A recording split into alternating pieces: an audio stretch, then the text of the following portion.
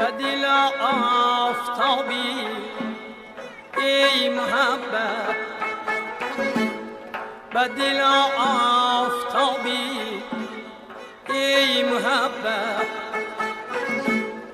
بدست ماکتابی ای محبت بدست ماکتابی ای محبت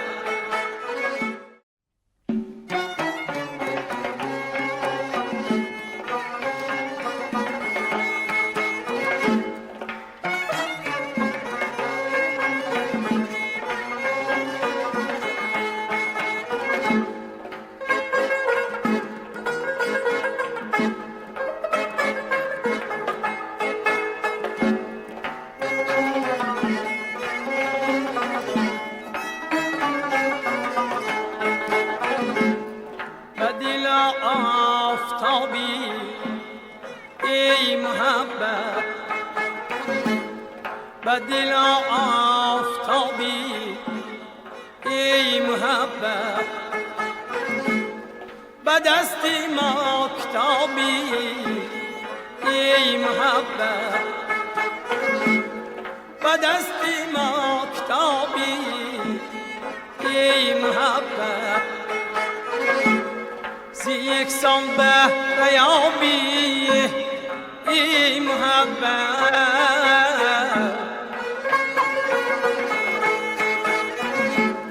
درود به شما عزیزان ارجمند. برنامه نوبتی آفتاب محبت منظور خاندان شما. این بار موضوع ما مناسبت سازی خوشامد با عروس خاندان است. ما با یک گروه جوان دختران، جوان پسران و استادان دانشگاه دولتی خوجند بابت این موضوع صحبت می آوریم. ما را همراه باشید. با دست ماکتابی ای محبت. معلمی عزیز، البته وقتی که عروسی نو به خاندان داماد می رود، یعنی شوهر، اصلا بیشتر نزاع از مناسبت سازی آغاز می یابد. یعنی که اگر توانند که مناسبت سازند، خوشدامن عروس خاندان را همچون یک دختری خود، فرزند خود قبول کند، مناسبت سازی کرده تواند، زندگی آنها شایسته می شود. شما چی اندیشه دارید؟ مولانای بلخی فرموده اند هیچ کس از پیش خود چیزی نشد، هیچ آهن خنجری تیزی نشد. همین اگر چنده که دختران تاجیکی ما امروز از سن 18 سالگی کلین می شوند و به درگاه خانه بخت خود می آیند، با وجود آن البته همین با آماده نمودن این دخترکی که نه به حیات مستقلانه قدم گذاشته است، باقی همون تمامی مناسبت سازی، تمامی یعنی که مثلا در عائله هر یک خصوصیتی که همین انسان در عائله میکند از چیزهای خرد آغاز کرده تا چیزهای بزرگ، یعنی تا احترام شوهر که الحال او زیرو نمیدوند یا کمو بیش از همون مادر و پدر مهربان آموخته بود، آماده ساختن خوراک، صرفه سرشته کاری، خاصتا چگونه که شما یک مفهوم زیبایی را به نگاه من آفریده استودید، مناسبت سازی در عائله نو محض اکنون شروع می شود. اگرچنده که این دختر بچه مثلا 18 ساله هستند یا اینکه از وی بالا هستند، تمامی موقع کلیدی رو از نگاه ما همین خوشدامن اجرا می نمایند. درست است، ما هم حرکت میکنیم در این برنامه یک ذره هم باشد به قلب بانوان و خوشدامن ها رسیده باشیم. به هر بابت ما قبلا باید گوییم که این یک مناسبت سازی عموما عائله داری و خانوادگی مسئله هست از مسئله های بسیار رنگارنگ و حساس و زیبا و مرکب ترین است. با یک سالیه دیگر صحبت کردم، یک ساله که بچه هستند معلومات عالی دارند و گفتند برای من که دوام 59 سال است که من یعنی که در مکتب عالی کار میکنم. وقتی که با اون کس صحبت کردم، در حقیقت از صحبت آنها از زبان این کس شیر و شکر میریزد و اون کس گفتند که معلمه جان اینا بینید کلینی کلانی هم برای من از من پرسیدن که مادر جان من چیکار کنم که خوشتومانی خوب شوم. من این سوی بعد حالا حاضر همگی 1-2 ساعت پیش اون کس برای من گفتن که اینا بینید معلمه جان کلینی کلانی به من سوال دادن مادر جان برای من گوید من چیکار کنم که خوشتومانی خوب باشم. ثانیا این کس میگه من برای وقت گفتم دخترم گوش کنید من همین کلینی شما مادری مهربانه مونده در خاندان خودشون پدری مهربانه مونده خواهر و برادر مونده همین چی مهربانی و محبت و عشق صمیمیت که تا همین 18 سال یا 19 سال با اونها بودن قیمتترین گوهر خودشون رو گذاشته اون کس به خانه شما پسری شما گفته اومدن اکن همینه قدر کنید همین دخترتون باید قبول کنید محبت کنید رحم کنید شفقت کنید زندگی رو آموزید لیکن چی گویم با محبت آموزید انا شما البته خوشتومانی بهترین میشوید. همین گونه مسئله خوشتومان در حقیقت مناسبت سازی زندگی سازی بسیار چیزها رو از خوشتومان میموزند ولی از نگاه من چنین است که دخترای زیبای ما بانوان مهربان ما 18 سال در مثلا بهشت مادر زندگانی میکنن برای مادر اون بهشت رو ساختن در خاندان خودش چقدر مثلا گذشت ها کرده است پستی و بلندی و شیرینی و تلخی ها رو مادر و گذشت کردن به خاطر من همین دختری که مامی فرزندشون که از عائله محروم نشوند از پدری بزرگوار نمونن از و همین قدر گذشت میکنن یعنی که بهشت رو برای همین دخترای ما ساختن و یا بهشت رو اکو من اوز رو با همین تشبیه دادن با اونجایی که میروید شما راحت میکنید محبت مادر رو درک میکنید که محبت مادر رو با گفتن سخن کم است برای محبت آچه‌ای که کیسه ها رو پر قند کرده میبینن برای بابایی که نبیرم گفته جانشون رو میدین شما همتون پری چهره میگوین اصل میگوین یا چی قدر همین سخنهای و برای از همین محروم نکردن مادری ما چی قدر پستی بلندی ها رو تحمل میکنن وگرنه این بهشتی که ما گفتیم پیدا نمیشود تحمل صبر مادر جان نفهمیدم عذر نفهمیدم عذر سحرناک استفاده برام سخنهای سحرناک همین بسیار استادان ما میگن خوب نفهمیدم اولم گلستان یک تبسم همین یک تبسمی که حاضر میکنید همون لحظه و حل کننده میشود خوب نفهمیدم تمام همین که اولم گلستان تو به همون ویم برآمده را گفتن تو به همین نمیرسد این سخن سحرناک جذاب زیبا برای 100 ساله ها برای مادران ما خدمت کرده است این طرف هم برای ما خدمت میکنند خوب گوینگه چخیل عالم گلستان زیبا همین خیلی میفهمید همین کتی همین معماهای کوچک خودش همین خیلی کشاده شده به اندیشه ما رفتن میگیره. تشکر معلمه جان. اصلا مناسبت سازی خوشتومن در خاندان چگونه باید باشد؟ عروس خاندان وقتی که به خاندان شوهر میآید خیلی جوان است اکنون به 18 رسیده است بعضا شاید خوشتومان هایی هستند که تندگپ سخت گپ یا برعکس آن عروسان خاندانی هستند که دغلی میکنن گپی خوشتومان رو نمیگیرن سرکشی میکنن از یکون فرموده خوشتومان. من از نظر شما چگونه مناسبت سازی باشد که عائله ها خوشبخت باشند؟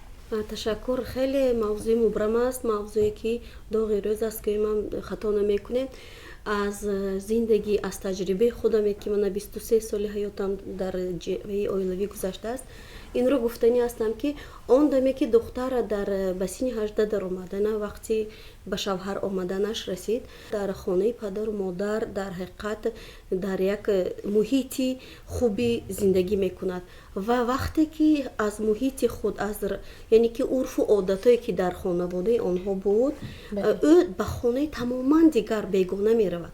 هنگامی که او به خانه بیگانه می رود باید همون خوشتومن همین چیزها رو به کلین نو یعنی به عروس نو آیسته آموزاند که қоидаю рафтору хонаи муҳити онҳо чӣ гуна аст ва он духтаре ки арӯси наве ки нав ба хонаи онҳо рафтааст ӯ ҳоло бойхабар аст аз муҳити зиндагии онҳо. Агар хуштоманд хоҳад ки онҳо муносибаташон ҳамин хел хубу гуворо гузарад, бигузор ҳафтаҳои аввал, ҳафтаҳои яъне аввали моҳаш, моҳҳои аввал бигузор ҳамон арӯсро ба муҳити хонашон шинос намояд. Яъне чӣ тавр бояд омода кардани хӯрок, чӣ тавр масалан нигоҳ кардани ҳамон хонавода, муносибат, ҳамаи онҳо шароиташонро агар ба арӯс омӯзонад, ҳамон арӯс ҳам намехоҳад ҳеҷ вақт ки дар хонаи хуштоманд як баромада равад, қаҳр кунад. ӯ муҳитро омӯхта чӣ кор мекунад? Мехоҳад ки ҳамин хел бо онҳо муносибати нағз созад. Дар ҳамин ҷо аллакай муносибатсозӣ оғоз меёбад. Яъне ки хуштоманд мефаҳмонад, худи ҳамон духтаро ҳам мехоҳанд ки ҳатман муносибати нағз дошта бошанд бо онҳо, яъне дили онҳоро ёбад ва ҳамин тавр метавонад байни онҳо якдигарфаҳмӣ шавад. Агар ҳамин кор шавад, хеле хуб мешавад. Акнун он духтаре ки рафтагӣ, ӯ аз куҷо медонад ки хуштомонаш чиро дӯст медоранд? Аз куҷо медонад ки бояд соати 5 хестан дар кор, ҳавливор рефтан дар кор? Инро ҳамаш шуро бояд хуштоманд оҳиста дар раванди ҳамин арӯси будани нав буданаш омӯзонад. Вақте ки меомӯзонад, ҳатман арӯс ҳам мехоҳад ки як муносибати нағз кунад, намехоҳад ки ӯ ҳам байни онҳо нофаҳмӣ шавад. ва ҳамин чизро ман дарк кардам ки аксарият ҷавондухтарон ки мо ба донишҷӯён дарс метиҳем, аксарияташон хонадор мешаванд, бисёр аз ҳамин муносибати хуштомандҳо шикоят мекунанд, яъне ки барвақт нахестам, ё ин чизро ман нафаҳмидам, ё гусел кардан вазифаи ӯ будааст, ба ҳама наҳорӣ кардан. Ин чизҳоро духтар намедонад ҳамон. Бояд ҳамаи ҳамин чизро оҳиста қадам ба қадам омӯзонем. Дар ҳамин ҳолат мешавад якдигарфаҳмӣ, мешавад муносибати хуб, мешавад яъне ки дар оила аҳл мешавад ва ҳамин хел онҳо метавонанд дар зиндагӣ ҳам раванди хубро интихоб кунанд. Ин аз нигоҳи ман аст. Духтарон ҳам мехоҳанд ки бо онҳо муносибати нағз кунанд, мехоҳанд ки дар он ҷо обрӯ ёбанд, мехоҳанд ки хуштомандҳои худро таъриф кунанд. Хуштомандҳо ҳам бигузор ҳамин ҷиҳатҳоро ба назар гирифта, ба он ваъдаҳое ки баъз пеш аз той медиҳанд, бигузор ба ҳамон ваъдаҳошон истанд. баъзе ҳолатҳо мешавад ки ваъдаҳои зиёд метиҳанд, монеагӣ ба таҳсил мешавад, монеагӣ ба хонашон рафтан, ҳангоми як ҳафтава рафтан барои чӣ зарур аст? Ҳангоми ми хонаи падару модар рафтан пурсидан ҳамин қадар душвор аз хуштоманд ки ман имрӯз ба хонаи падарам меравам. Ҳаминам магар монеъ шуданаш мумкин? Вақте ки падару модар бо нияти нек, бо орзуҳо фарзандро калон мекунад, ба вояр мерасонад ва ба хонаи хусуру хуштоманд гусел мекунад, ӯ қадр надорад ки дар як ҳафта духтараш ӯро хабар гирад. албатта дар баъзе аз оилаҳо мушоҳида мешавад. Дар баъзе оилаҳо ҳамин чизо ҳаст. Акнун ин аз гуфти ҳамон арӯсоне ки баъзе шикоят мекунанд, баъзе ҳамин хел шумо ки устоди донишгоҳ ҳастед, барои ҳамин ҳам мо тавсия медиҳем, маслиҳат мекунем, ҳатман сабр кардан дар кор, ҳатман таҳаммул кардан дар кор. Чунки сабр кунед, ҳатман аз ғӯра ҳалво мепазад мегӯянд. Беҳуда нест. Барои ҳамин ман вақте ки ҳангоми дарс як лаҳзаи тарбивӣ мо ҳастам, дар давоми дарс ҳамин чизҳо аз ҳаёти худам ҳам мисол оварда метавонам ки мани хел ҳолатҳо гузашт, масалан мо тоқат кардем, сабр кардем, ба ин дариҷа акнун омада расидем. Агар ман сабр намекардаму қаҳру ҷалкати буромада мерафтам, шояд оилаям солим намебуд. Ин муҳитро намехостам. Мехостам ки ҳатман оилаи солим, падару модари солим бошад, фарзандоам фахр мекунанд. Вақте ки оилашон солим, вақте ки падару модарашонро дар ҷамъият мешиносанд, вақте ки онҳоро бо эҳтиром номбар мекунанд, онҳо ҳам ҳис мекунанд. Вақте ки оила носолим аст, ё падар нест, ё модар нест, ин таъсираш ба кӯдак мерасад. Ҳатман ҳам дар боғча, ҳам дар муассиса. Барои ҳамин ҳам бигузор муносибатсозӣ аз ду тараф бошад. Албатта. Аз ду тараф шавад, ҳама ҷо аҳл мешавад, саҳл мешавад. албатта. Саломат бошед. азизон, дар меҳмонии барномаи мо ҳузур доранд сарояндаи хеле мумтоз, ҷавони соҳиб истеъдод Санҷари Абдумалик. биёед як тарона бишнавем, баъд суҳбатамонро идома диҳем.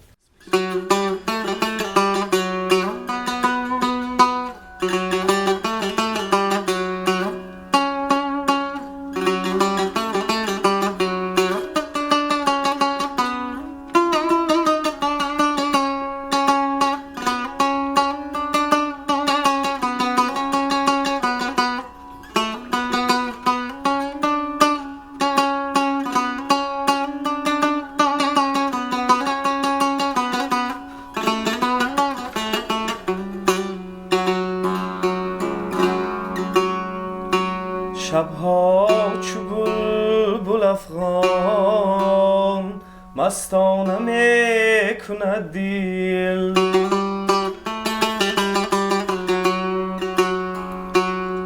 شبها چو بلبل افغان مستانه میکند دل.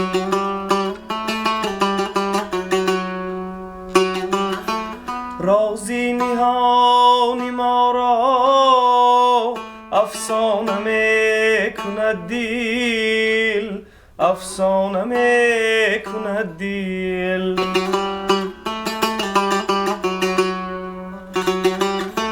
رازی نهانی ما را افسانه میکند دل، افسانه میکند دل.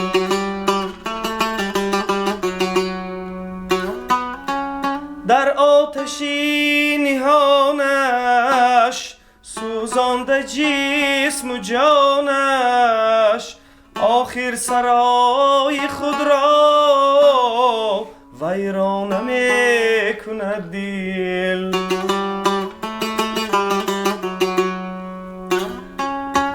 در آتشی نهانش سوزانده جسم و جانش، آخر سرای خود را ویرانه میکند دل.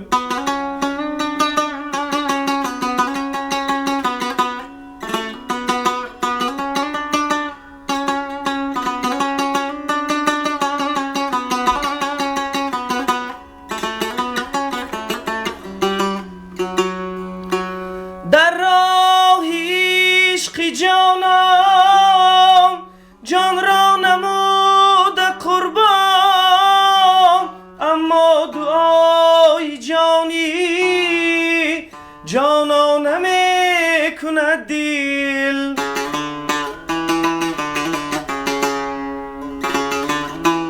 در راه عشق جانم جان را نمود قربان، اما دعای جانی جانا نمیکند دل. با این همه عذابش غمهای به حسابش، عمر زی هستی عشق شکرانه میکند دل. با این همه عذابش غمهای به حسابش، عمر زی هستی عشق شکرانه میکند دل، افسانه میکند دل، شکرانه میکند دل.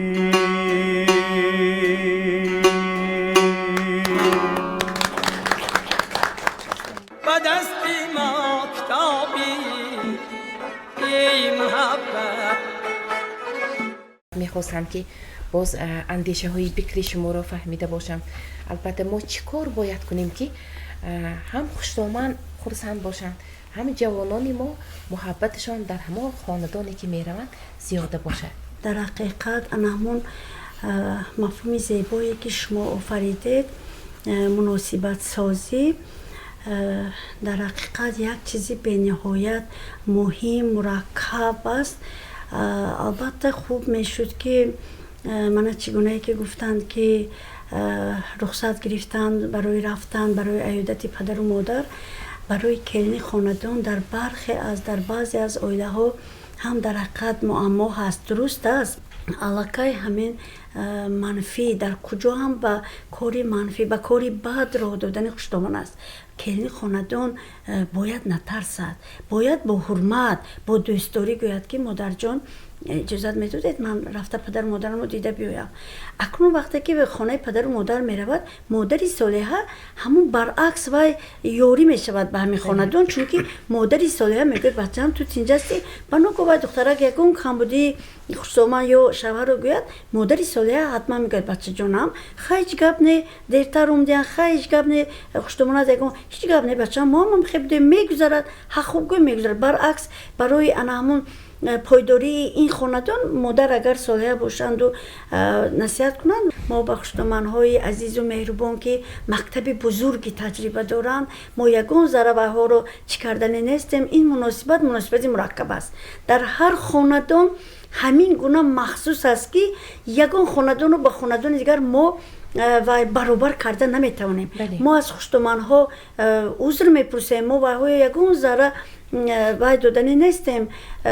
برعکس این یک چیزی مرکب است. فقط ما خیلی احترام با احترام گفتنی هستیم که کلین خاندان که با هزاران امید شما اونها رو به خاندان قبول کرده اید، البته اعضای کامل حقوقی همه خانه هستند.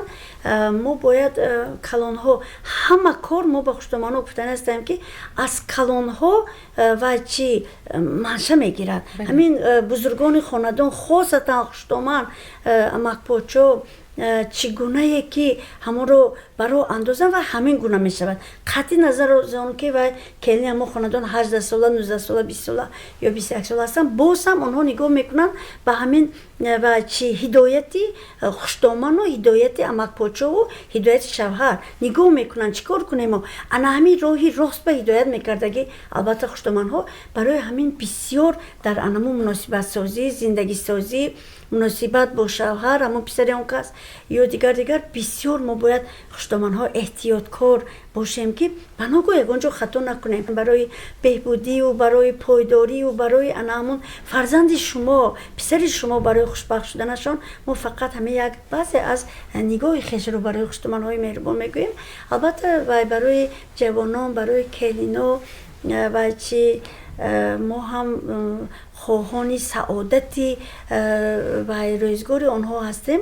انا همون سخنهای سحرناکی قبل از این گفته بودیم، ها خوب فهمیدم با یک تبسم با یک و یا در حقیقت وقتی که در اون خاندان همون نشست و خیز و چای آوردن و خوراک آماده کردن و نگاه داشتن همون خاندان به طرز دیگر هست، همون رو آهسته آموخته همون رو اجرا کردن. سنن اینجا یک چیزی به نهایت مهم است برای مادران مهربان ما گفتنی هستیم، برای خوشتومان‌های مهربان، برای همه مناسبت سازی است که ما قبل از آن که دختری فرزند کسی دیگر رو برای خود فرزند میخونیم، حتما در همین چی بیان هویتی مردمان تاجیک ما باید همین نشان داده توانیم روشن فکران که کلین درست است که دومی 100 ساله ها 1000 ساله ها کلینای ما خدمت میکنند و دعا میگیرند و میسوزند. این درست است، حق بر جانب بزرگان ما است که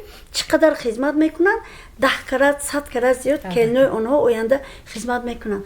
لیکن ما خوشتومان ها همه خوشتومان های مهربان با میگوییم که کلین البته خدمت میکند و دعا میگیرد، سبز میشود، میسبزد، حیاتی او سعادتمند میشود.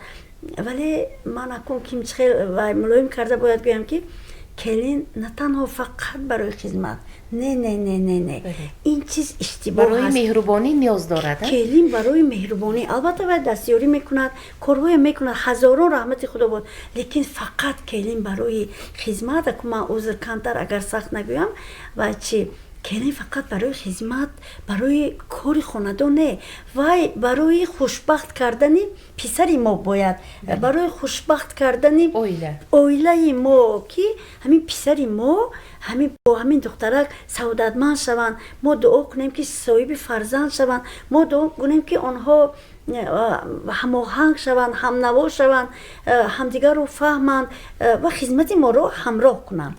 مثلا این چی نازکی ها هست که ما مثلا در افکار خوشتومان ها با مهربانی و سعادت و با التماس گفتنی هستیم که келин фақат барои хизмат не, келин барои саодатманд гардан, барои чи мукаммал кардани ҳаёти ояндаи мо ва чи қабул кунем, на фақат барои фақат хизмат. Агар гӯем мо хуштоманҳо албатта куҷои хато мекунем, ин гуна нест. мо дар бобати муносибатсозии хуштоманд бо арӯз ҳарф задем маълима. Масалан, хуштоманд баъзан мешавад ки табаш хира, фарзанди худашро ҳам модар сарзаниш мекунад. Агар ягон кори хато кунад, дар ҳамин ҳолат домод, яъне ки писар чӣ хеле рафтор кунад ки модар ҳам хурсанд бошаду ҳамсар ҳам аз ҳамон оила як баҳраманд шавад, яъне ки дилгарм шавад ва ба зиндагӣ меҳру муҳаббат бандад. дар ҳақиқат барои яъне домод ё барои писар душвор аст, чунки ӯ бояд дили ҳам модарро ёфта тавонад, ҳам дили ҳамсарашро. Бояд писар гӯш карда тавонад, чунки ду тараф аз ду лиҳоз гап мезананд. яъне ки арӯз камбудии хуштомандро мегӯяд, хуштоманд камбудии арӯзро мегӯяд. Барои ҳамин ҳам писар дар ин мобайн бояд дили касеро наранҷонад, ҳатман гӯш кунад, хулоса барорад ба модараш, дили ӯро гарм кунад ки ҳеҷ гап не модарҷон, ман мегӯям ислоҳ мешавад камбудиш.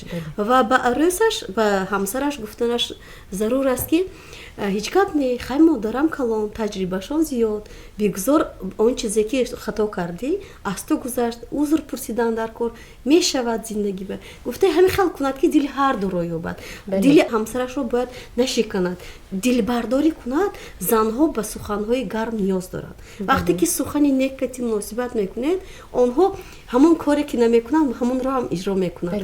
Ва ин ҷиҳатро дар ҳақиқат гӯш кардани якдигар, гӯш карда, хулоса мо одат кардагӣ ҳастем ки яъне вазъиятро нафаҳмида, ҳолатро нафаҳмида хулосабарорӣ мекунем. пеш аз оне ки хулоса кардан, ман ҳама вақт мегӯям, саросима нашавед, як бор гӯш кунед, таҳаммул кунед, як бор санҷед, тарозу бимонед ки кани аз кадом тараф камбудӣ гузаштааст. Бигузор ҳамон камбудиро 3 нафар ҳал кунанд. Бигузор бироянд назди модарашон, хай арӯз ҳамсари ман нафаҳмидааст, камбудиашро ислоҳ мекунад, ин ҳоло ҷавон аст. Ва модарашон ҳам бигузор ҳамин хел муносибат кунанд ки он камбудие ки арӯз мекунад, оҳиста оҳиста ба ӯ фаҳмонад, яъне нишон диҳанд ки мани хел кора кунед беҳтар аст. Барои ҳам ҳатман сухани нек, табассум, як чеҳраи кушода барои муносибатсозӣ хеле муҳим аст. ҳеҷ вақт хушқоҳ карда гаштан ба хуштоманҳо маъқул нест ё ба арӯз маъқул нест. аз худаш мебарад ки барои чӣ бо ин хел муносибаташон, ман чӣ гуноҳ кардам, чунки арӯз ҳамеша нигоҳ мекунад ба аҳли хонавода. вақте ки аҳли хонавода табаш хира аст, ӯ аз худ меандешад ки оё ман ягон хатоӣ карда бошам. барои ҳамин ҳам ҳамеша таби болида, чеҳраи кушод, суханони ширин кати забони ҳамаро ёфтан дар кор аст. бале, яъне ки дар ҳузури арӯси хонадон бояд ки хуштоманд он муносибате ки бо шавҳар мекунад, бо аҳли оила мекунад, бояд муомилаи хуш кунад. лекин арӯси ҷавон, арӯсе ки нав ба ҳамон хонадон қадам мондааст, аз рафтори бади онҳо ё оилавӣ вай ҳам раҳгум мезанад, хаста мешавад. духтарро оҳиста оҳиста фаҳмондан дар кор, аз таҷрибаи зиндагии худаш бигузор, мисол орад. Ман баъзе ҳолатҳо мегӯям, духтари манам масалан арӯз шудагӣ, мегӯям ки масалан ҳамин ҳолатҳо вазъияти шумо дигар, шароити шумо тамоман дигар. мо ҳолатҳое буд ки шароитаи ҳамин қадар душвор ба зиндагӣ кардем, ҳам фарзанд калон кардем, ҳам кори хона, лекин яъне ки мо ягон кам нашудем, оилаи мо барпо кардем. танҳо ҳамин камбудӣ аст ки духтарони мо шояд таҳаммулпазирӣ дар он кам аст. онҳо мехоҳанд ки яку як бора ҳама шароитро ба даст орад. ягон чиз яку як бора намешавад, ҳамаш оҳиста қадам ба қадам мешавад. чунки яку як бора оилаи солим, фарзандони хушбахт аз куҷо мешавад вақте ки падару модар дуруст муносибат карда наметавонанд ва фарзандон аз онҳо ибрат мегиранд. ҳозир бо сухан, бо тарбия насиҳат кардаам душвор аст, чунки ҷавонони мо аз дидашон амал мекунанд, мебинану адабро аз ки омӯхтӣ? Аз беадабон. Яъне ки он чизе ки ба онҳо писанд намеояд дар ҳангоми оиладорӣ, онҳо ба худашон ҳаминро раво намебинанд.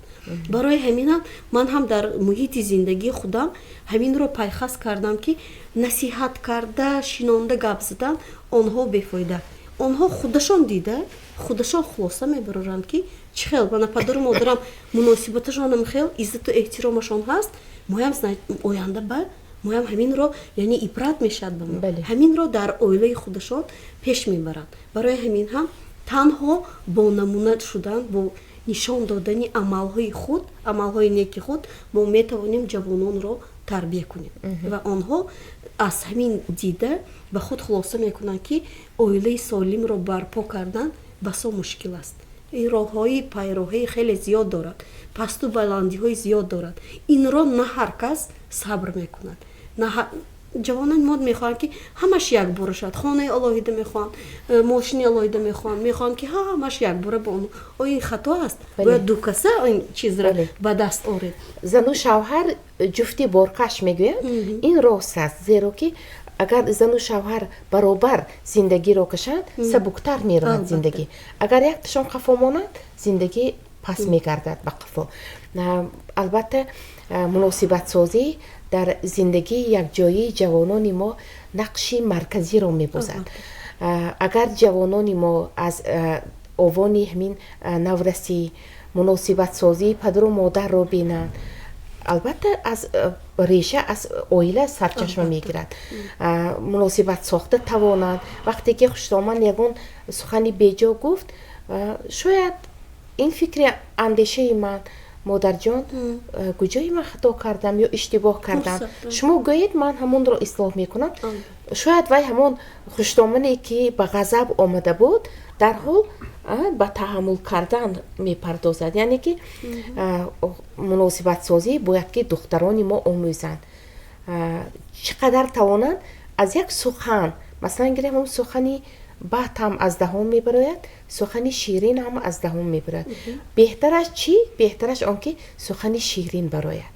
ман ба гуфти маълима, ман надонистам, ё хато кардам, ё бахшиш мехоҳам, узр мепурсам, анавин суханҳои сеҳрнок, шумо беҳтарин, шумо модари ман, шумо сутуни хонадони мо ҳастед, шумо барои мо зиндагиро омӯзед.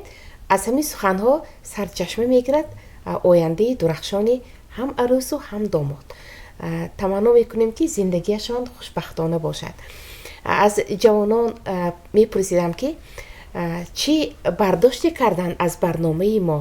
албатта устодон, аз имрӯза суҳбати шумо мо донишҷӯ духтарон як дониши маънавӣ ба худ бардошт намудем.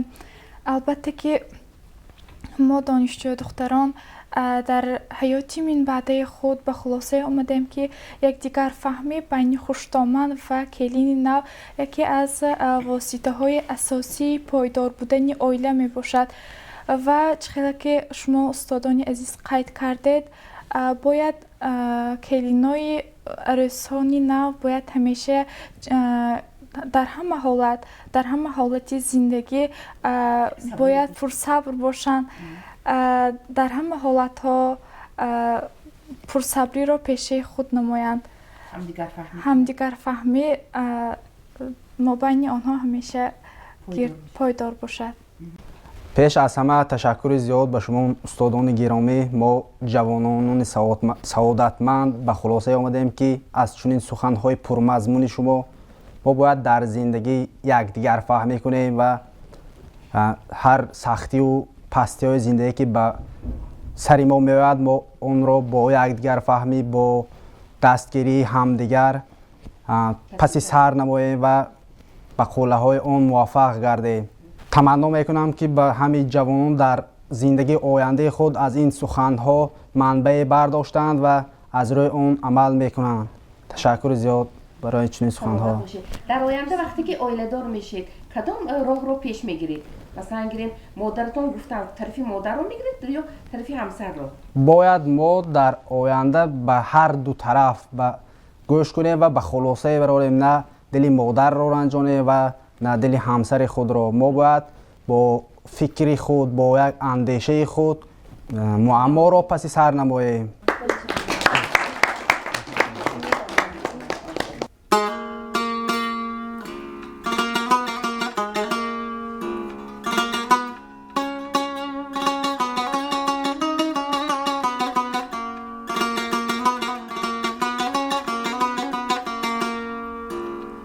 دور بادستن سر کارایشی داره نشود،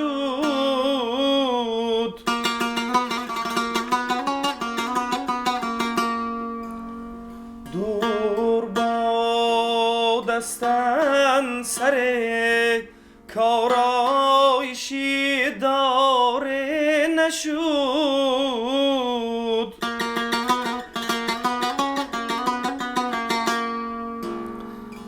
بشکند دسته که خم برگردنی یاره نشود.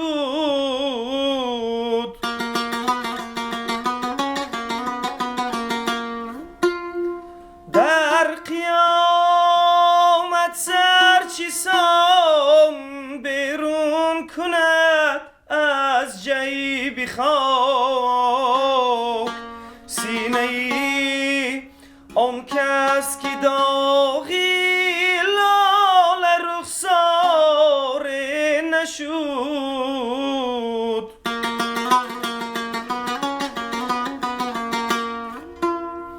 در نظر شاهید نداری دیده از عالم بپوش، قربه چشم که لذت گیر دیدار نشد.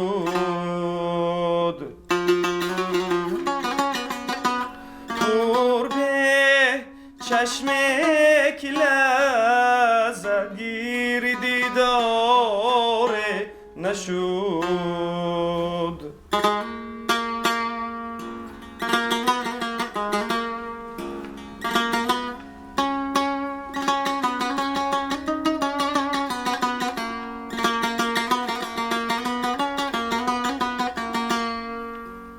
صد بهار آخیر شد و هر گل به فرق جا گرفت،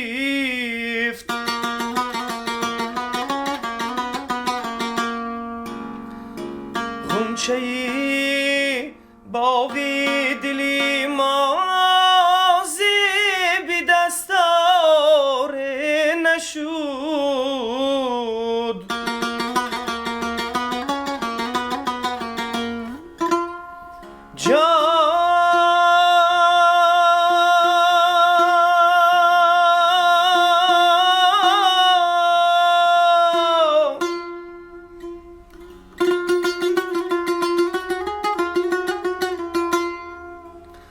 هر متاع را خریدار است در بازار حسن،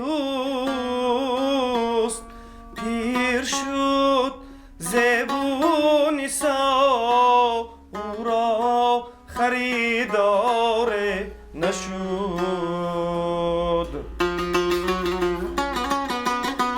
پیر شد زبون سا او را خریدار نشد.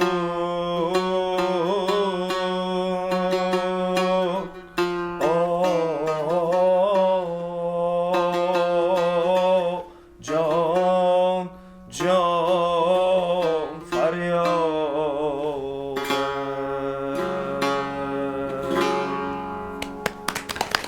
صدای تا خسته نباشد. جهانی سپاس. به دستی مکتابی ای محبت. تشکر میگویم معلمه های ارجمند برای اینقدر صحبت ناب و جذاب، صحبتی البته برداشتنی. باری هم دارم که جوانانی ما جوانانی که آینده ساز هستند از تجربی برداشته شما بهره میگیرند، برای زندگیشان استفاده میبرند و باوری هم داریم که آیله های تاجیکستان ما مستحکم میشود و چقدر که آیله پایدار باشد فرزندان سالم و صالح در آن آیله رشد و نمو می‌یابند، مملکت ما، جامعه ما آبادتر می‌شود. اینجا رسیدیم بیننده های عزیز و ارجمند به فرجام برنامه. تا دیدن دیدار سربلند و سعادتمند باشید. به دل آفتابی ای محبت، به دل آفتابی ای محبت، به دست ما کتابی ای محبت،